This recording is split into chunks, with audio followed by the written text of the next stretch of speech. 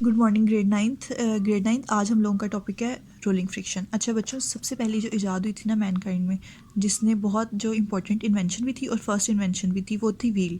ठीक है, कि पहिया सबसे पहली इजाद थी और इसकी वजह से ना बहुत सारी ना चीज़ों में हमें सहूलत हो गई थी और आसानी हो गई थी। ठीक है, उसकी वजह क्या थी कि ये स्लाइड नहीं होता था बल्कि रोल होता था। ठीक है, आपने देखा ना कि पहिया घूमता नहीं, उसको हम घसीटते नहीं हैं किसी सरफेस पे से, बल्कि क्या होता है कि उसकी रीज़न क्या थी मेरे पास कि जो पहिया है ना वो आपका घूमता है। ठीक है, स्लाइड नहीं करता। स्लाइड अगर करे तो पूरी की पूरी सरफेस देखो आपकी कांटेक्ट में आ जाती है, लेकिन यहाँ पे सिर्फ क्या होता है, जो आपका जो पार्ट व्हील का टच कर रहा होता है ग्राउंड को, सिर्फ वो फ्रिक्शन जो है वो उसके ऊपर फ्रिक्शन अप्लाई हो रही थी, बाकी पूरा का पूरा व्हील फ्री होता है।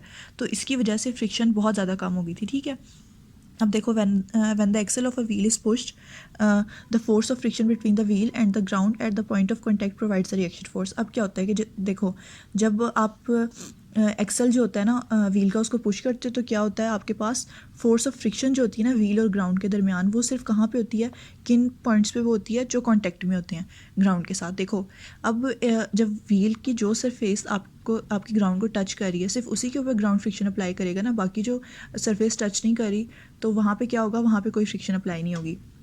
This reaction force acts as the contact points on the wheels in the direction opposite to the applied force। अच्छा जी, अब क्या होता है कि रिएक्शन फोर्स जो है वो एक्ट कर रही होती है, और ये रिएक्शन फोर्स जो होती है उन कॉन्टैक्ट पॉइंट्स के पे व्हील की एक्ट कर रही होती है। ठीक है, और ये किस डायरेक्शन में होती है, जिस डायरेक्शन में हम अप्लाइड फोर्स है ना हमारी, उसके ऑपोजिट डायरेक्शन में।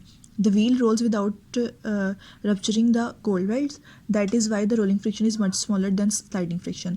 कि अब क्या है कि देखो व्हील क्या,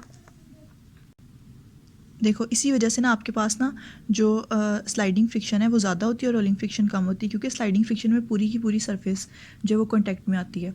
जैसे कि हमने पीछे 2 बॉक्सेस की एग्जांपल पढ़ी थी कि वहाँ पे जो बेस थी पूरी की पूरी बॉक्स की, वो थी कॉन्टैक्ट में। ठीक है, लेकिन यहाँ पे क्या, यहाँ पे सिर्फ जो पार्ट आपका एक्ट कर ग्राउंड को टच कर रहा है, ठीक है, सिर्फ वहाँ पे फ्रिक्शन अप्लाई हो रही होगी, इसलिए आपके पास rolling friction as compare to sliding friction बहुत कम होती है।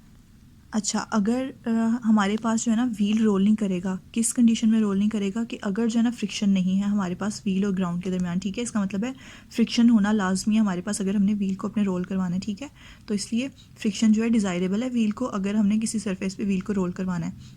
It is dangerous to drive on a wet floor because the friction between the road and the tyre is very small. अच्छा बच्चों देखो, अगर आपके पास वेट हो ना, गीला हो आपके पास रोड, तो वहाँ पे क्या होगी, फ्रिक्शन डिक्रीज़ हो जाएगी। जैसे हमने पीछे पढ़ा था कि अगर वेट मार्बल फ्लोर पे आप चलते हो तो क्या होता है कि वहाँ पे फ्रिक्शन कम हो जाती है, तो इसलिए आपके गिरने के चांसेस ज़्यादा होते हैं। इसी तरह से कि अगर फ्रिक्शन कम होगी रोड में और टायर्स के दरमियान, तो क्या होगा कि ये डेंजरस है ड्राइव करने से। इससे क्या होगा कि जो स्लिप होने के ना आपके टायर्स के चांसेस ज़्यादा होंगे। ठीक है, कोई भी व्हीकल जिसमें भी आप ड्राइव कर रहे हो, जैसे आपने देखा है कि जब बारिश हुई होती है तो एक्सीडेंट ज़्यादा होते हैं, इसी वजह से होता है क्योंकि फ्रिक्शन डिक्रीज़ कर जाती है।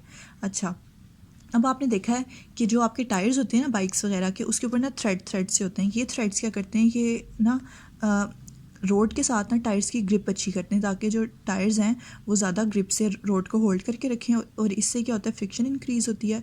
और अगर क्या होता है कि अगर आप वेट रोड पे भी कर रहे हो ना ड्राइव, तो ये थोड़े सेफ़ होते हैं। ठीक है, और cyclist applies brake to stop his or her cycle as soon as the brakes are applied. अच्छा जी, अब देखो एक साइकिलिस्ट ने क्या किया कि उसने अपनी साइकिल को रोकने की कोशिश की है। अब जैसे ही हमने ब्रेक्स अप्लाई की है ना, the wheel stop and begin to slide over the road. कि अब क्या होगा कि जो व्हील है ना वो स्टॉप हो जाएगा और सिर्फ वो स्लाइड करेगा। ठीक है, कि वो रोल नहीं कर रहा होगा उस टाइम, सिर्फ वो स्लाइड करेगा। Since sliding is much greater than rolling friction therefore the cycle stops very quickly. अब जो है हमारे पास स्लाइडिंग जो है वो बहुत ज़्यादा, अभी हमने पढ़ा है कि जो स्लाइडिंग होती है, स्लाइडिंग फ्रिक्शन, वो रोलिंग फ्रिक्शन से बहुत ज़्यादा होती है, इसलिए क्या होता है आपकी जो साइकिल है वो स्टॉप हो जाएगी। ये आपके पास रोलिंग फ्रिक्शन का टॉपिक है।